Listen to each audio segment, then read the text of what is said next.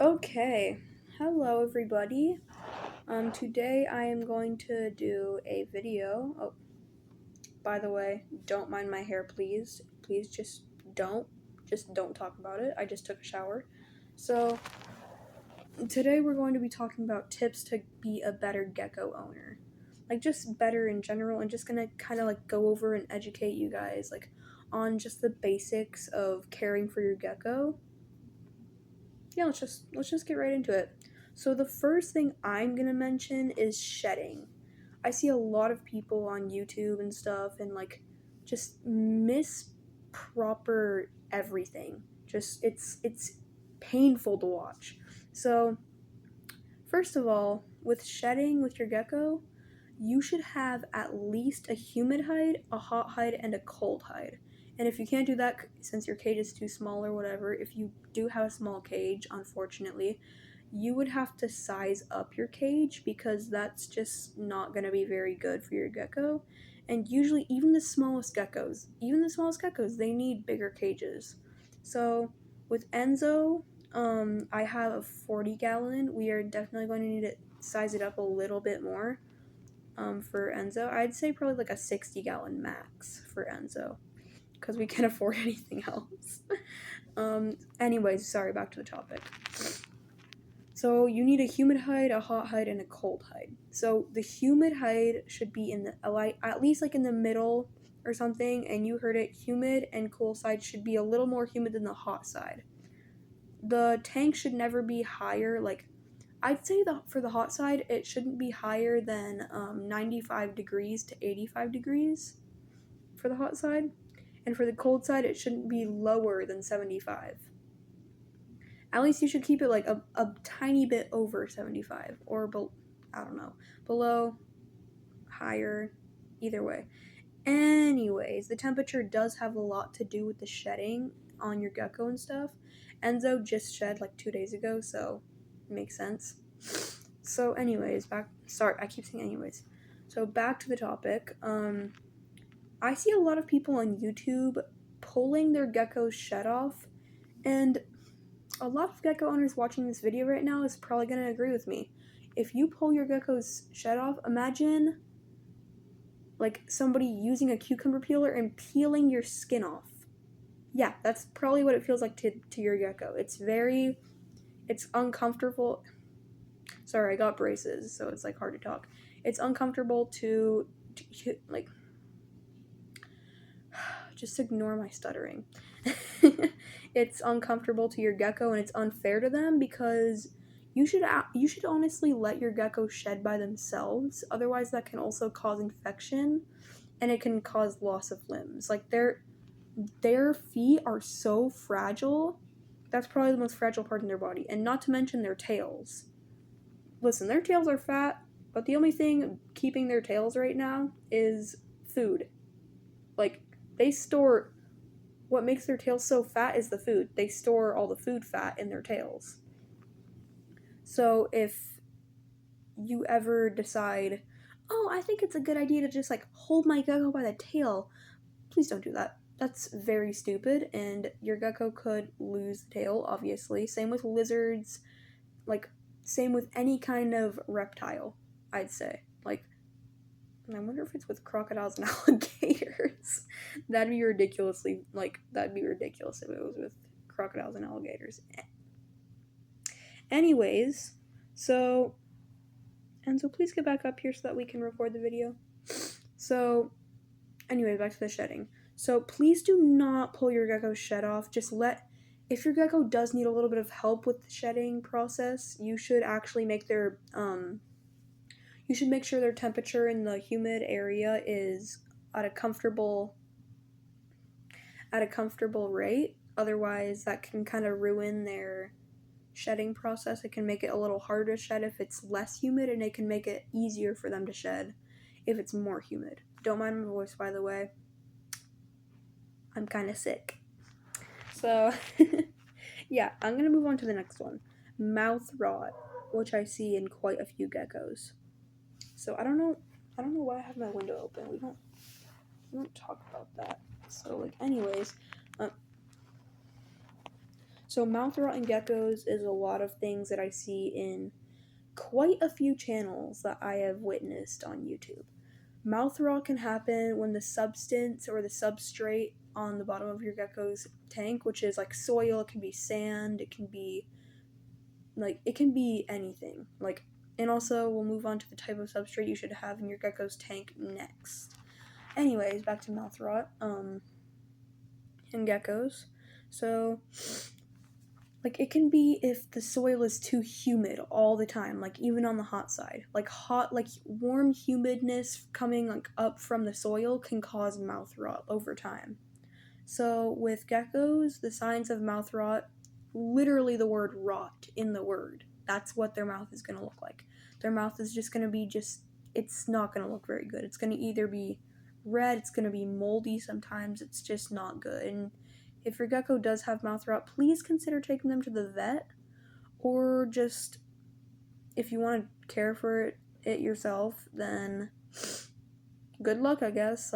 The best recommendation I could say was just making your gecko's hides and just the soil, just give it a break from watering every once in a while, because otherwise that soil can get way too humid and it can cause mouth rot, and mouth rot is not what you want in a gecko.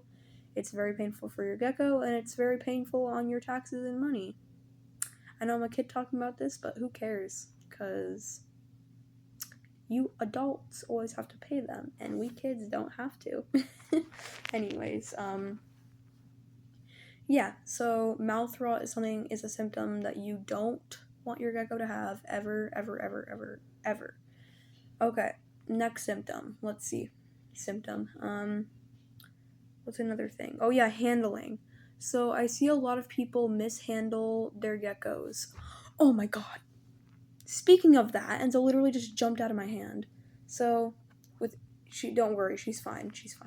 She's a baby, or she's more of a juvenile, but she's still very energetic. It takes them a while to calm down a bit. But handling is something that I see a lot of people do with their geckos, but some gecko sellers and auctioners and whatever, people that will sell their geckos to people and ship them out to random people's houses and stuff, they often mistreat and mishandle their geckos. So it's just terrible. It hurts my eyes to watch. Most of these people's geckos have mouth rot, because I can see just the redness, just the swollen, it's everything. But they're keeping so many baby geckos in one tank at once. I'd say probably about 20 baby geckos.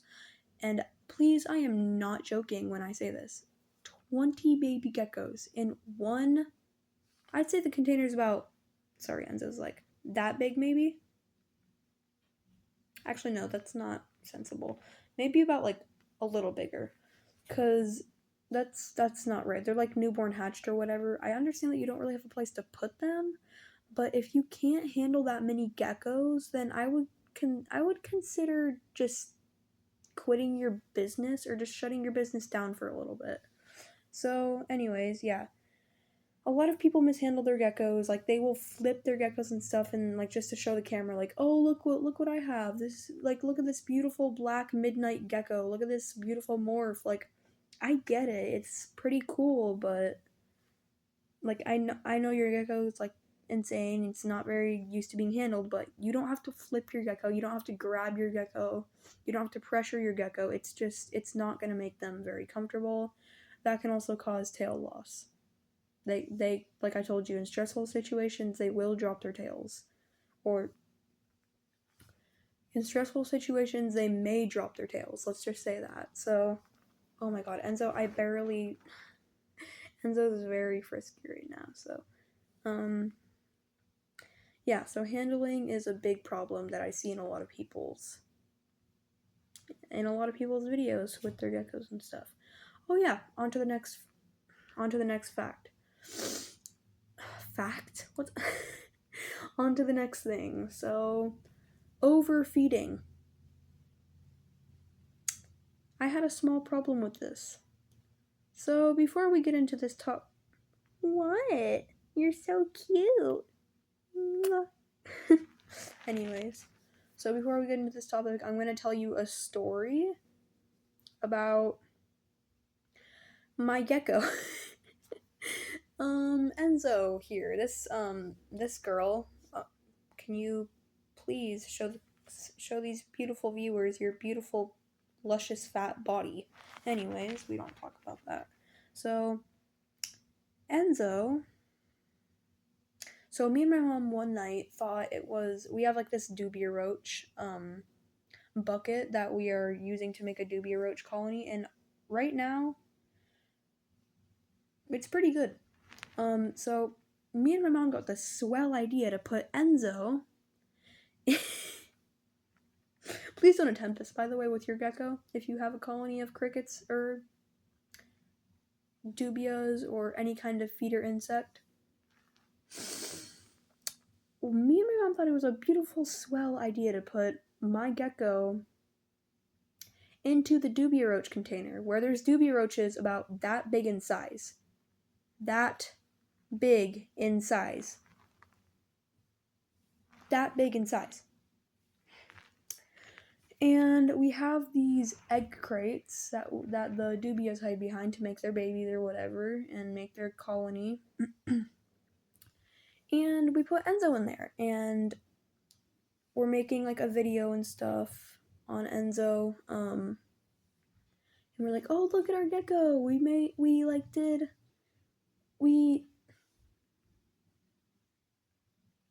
put her in our dubia roach tank and stuff. Oh, this is so cool. Until she goes behind one of the egg crates. So we're like, okay, where did Enzo go? And before I can stop her, I see her shoving an adult mother dubia roach down her tiny esophagus. This big in size.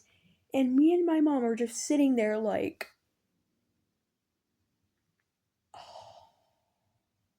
of course, I'm trying to stop her by pulling like tweezers out, but it was already too late because she was already shoving it down her throat. Oh my god, Enzo.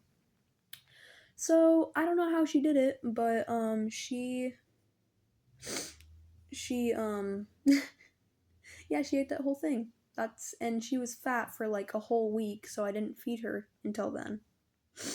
Anyways, yeah, overfeeding is a big thing that I see in a lot of gecko owners. Sorry, my brain is like dying right now. I have -2 brain cells at the moment. Oh my god. I have -2 brain cells at the moment. So overfeeding is a lot that I see in a lot of people's geckos and stuff, and gecko owners, even bearded dragons and crested geckos, they can all get obese. And yeah, just overfeeding. So geckos should have a regulated schedule so I'd say for babies, like newborn babies, you should like new hatchlings, you should feed them like small, just tiny baby crickets, like very tiny, like just anything baby. Like you could feed them baby mealworms, you could feed them baby dubias, like tiny baby dubias, you could feed them baby crickets, like it doesn't matter. It's as long as it's tiny enough for them to fit in their mouth. So, and as long as it's not bigger than their head. So, yeah. So, anyways, you never want to overfeed your geckos. And back to the topic of mouth rot and mishandling and stuff. Speaking of people's YouTube channels,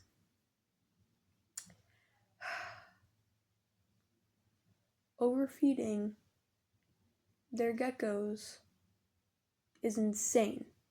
They will have of course, their baby geckos. There'll be up to, let's say, like, to be exact, 50 mealworms in one small little bowl. Like, that big. And those geckos, I mean, sure, you can keep bugs in their tank overnight for them to, like, scavenge around for and stuff. Like, I'm sorry, my mom walked in. I had to give her a heating pad. So, anyways, back to the topic. What was it again? Oh yeah, overfeeding. So just obesity in general, you don't want to overfeed your gecko, because obesity can be led to. It's not good. And if your gecko gets too, look at Enzo right now. If your gecko gets too obese, it can become a problem. Okay, so that is all I feel motivated for right now. But I will definitely make more videos like this. I hope you guys really enjoyed this video. Make sure to like, subscribe, hit that notification bell. Oh yeah, subscribe is down there, by the way, if you didn't know. I'm just kidding. Because, like, a lot of people aren't subscribed that watch my channel. I'm gonna make more videos like this. I promise, guys. I promise. Just like if you want part 2. Just like if you want more. And Enzo, say goodbye. Lick the camera. Okay, she hates the camera. Anyways, bye-bye. Hope you have a beautiful day and night. Hope to see you guys next time.